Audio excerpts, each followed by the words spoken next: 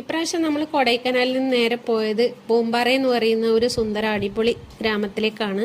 ഒരു tourist place തന്നെയാണ് ഇത്. അടിപൊളി ആയിട്ടുള്ള ഒരു പ്രദേശം ഇത്. ഒരുപാട് ടൂറിസ്റ്റുകളെ ആകർഷിക്കുന്ന ഒരുപാട് വില്ലേജുകളിൽ ഒന്നാണ് ഈ തമിഴ്നാട്ടിലെ പൂമ്പാറ എന്ന് പറയുന്ന ഈ വില്ലേജ്. മുരുകൻ ക്ഷേത്രമാണ് ഇവിടുത്തെ പ്രധാനപ്പെട്ട ആരാധനാലയം. ഈ റോഡിൻ്റെ മുൻവശത്തായിട്ട് ഒരുപാട് ക്യാരറ്റുകളൊക്കെ വെക്കുന്ന സ്ഥലമുണ്ട്. വെളുത്തുള്ളി ചെറിയ പൈസക്ക് നമുക്ക് കിട്ടും.